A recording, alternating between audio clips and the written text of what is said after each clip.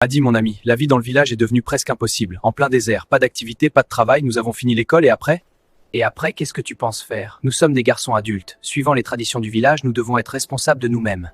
Mon idée, c'est partir là où il y a du travail. Tu sais où? La ville du sultan, 3 mois pour y arriver, les caravanes passent une fois par an. Bonne idée, préparons nos bagages, de l'eau, la nourriture. Chacun son sac et rendez-vous demain de l'aube. Mbarek, n'oublie pas de prévenir tes parents. Allez, on y va, nous avons assez d'eau jusqu'à ce qu'on trouve une source ou une caravane qui peut nous alimenter. C'est lourd. Ça fait 5 jours dans ce désert. Que du vent, le sable et des nuits froides comme en Sibérie. Et c'est que le début, oh mon Dieu. Mbarek, oui, m'a dit, on n'a plus d'eau et avec ce soleil, je commence à me poser des questions. Regarde là-bas, c'est de l'eau. Non, imbécile, c'est du mirage. Ça fait 2 semaines, Mbarek, que du sable dans ce désert et des nuits plus froides qu'en Sibérie. Calme-toi, heureusement nous avons des turbans avec nous. Les garçons, vous êtes fous. C'est très dangereux d'être tout seul là en plein désert. Vous allez où? Nous sommes 2 amis du village. Nous voulons partir au pays du sultan, tenter une belle vie, monsieur le caravanier. Les garçons, voici de l'eau et un peu de nourriture pour vous dépanner. C'est dommage que ma caravane se dirige vers l'Asie de l'autre côté. Les garçons, bon courage. Le sultan est très gentil, il a une jolie fille. Surtout économisez l'eau, allez. Les enfants, une caravane vient d'arriver de l'Asie. Allez vite, il y a de quoi se remplir les poches. Monsieur sultan de la ville à 7 portails. Vous n'êtes pas obligé d'ouvrir la cérémonie de l'arrivée de la caravane de l'Inde. Pas de bijoux, pas de soie, pas de cuir, que des épices, le coucoumou, le camoumou et d'autres herbes et quelques CD de Bollywood. Là-bas, c'est du temps perdu, sultan. Sultana, ma femme, la caravane n'est pas intéressante aujourd'hui, nous restons avec notre fille la princesse au jardin du palais. Caravane qui vient de l'Inde est déjà sur la place du marché. Quel parfum. Les habitants déjà sur place, les petits voleurs aussi. Moi, le sultan, je donne au gouverneur la priorité de décider au sort des malfaiteurs et de ces petits voleurs. À vos ordres, sultan, cherchez les raisons, le comment, le quoi et le pourquoi. Ces petits voleurs doivent être nourris, logés, éduqués. Le reste plus tard, allez. À des kilomètres loin de la ville du sultan où la vie continue, Mbarek ne peuvent plus au milieu de ce désert, le temps semble s'arrêter.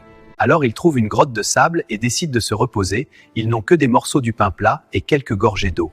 Vite Mbarek, oh mon Dieu, un cadeau pour 2 aventuriers. Une grotte en plein désert, c'est la grande sieste qui nous attend. Oui, ce n'est pas facile, jusqu'à la ville du sultan, déjà nous sommes devenus barbus à notre âge, d'ici là. Tu sais, parfois avec la fatigue et la peur, il me semble qu'il n'y a personne dans ce monde, et j'imagine des histoires bizarres. Écoute Mehdi, si jamais je te tue et je t'enterre dans ce grand vide, personne, nul ne peut le savoir. Mehdi et Mbarek se sont bien reposés. Ils quittent la grotte pour reprendre le calvaire de l'aventure. Mbarek, si tu me tues, le grand roi le transmet au petit roi, et un jour tu payeras ton crime.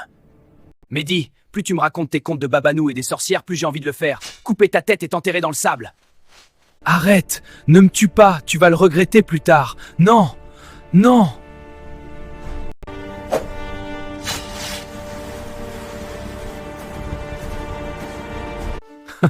Le grand roi, le petit roi, quelle fantaisie. J'espère rencontrer une caravane pour la ville du sultan. Une caravane direction la ville du sultan. Attendez-moi, quelle chance, il s'arrête pour moi, le grand Mbarek du désert. 20 ans plus tard, Mbarek, après un temps de galère, a réussi à faire son propre commerce, une dizaine de chameaux pour les traversées du désert. Moi c'est Mbarek, ça fait 20 ans que je suis dans votre ville. Je suis commerçant et j'ai ramené de Chine des cadeaux pour vous, sultana et la princesse. Montrez-nous Mbarek la marchandise de Chine. Voilà des tissus, c'est de la soie et des bijoux. Monsieur Mbarek, vous faites du vrai commerce, c'est joli ça, j'ai vu le sourire de la princesse. Tiens, serviteur du sultan, un tarbouche et un collier, c'est pour toi. Écoute-moi, le serviteur du sultan. Je ne suis pas marié. La prochaine fois, je chercherai un cadeau merveilleux pour le sultan et la princesse. Encore le désert. Cette fois-ci, c'est l'Inde. Je vais ramener un cadeau merveilleux pour le sultan et je demanderai la main de sa fille. Oh chi, j'ai rien de joli pour le sultan que les épices. Attends, qu'est-ce que je vois? Des grappes de raisin, voici le cadeau qui me manque, oh là là. Oh, y a pas mieux des raisins à cette période-là, je vais gâter le sultan. J'ai trouvé la merveille pour toi, sultan! Je rentre tout de suite et directement au palais chez le sultan et après, bien sûr, la main de princesse. Yaha! Sultan, Mbarek veut vous voir. J'ai un très beau cadeau pour vous, sultan. Moi, le sultan de la ville, montre-moi ton beau cadeau, Mbarek. Tout de suite, majesté. Oh mon Dieu, je vous demande pardon. Mon sultan, je vous raconte la vérité. C'est la tête de mon ami Mehdi que j'ai tué avant de venir ici. Vérité, tôt ou tard, Mbarek, vous n'allez pas être pendu. Ce n'est pas notre politique. Vous allez travailler toute votre vie pour le village. C'était le souhait de ton ami Mehdi que tu as tué. Allez, conduisez-le. Le grand roi le transmet au petit roi. C'est lui qui l'a dit et ça reste toujours avec moi.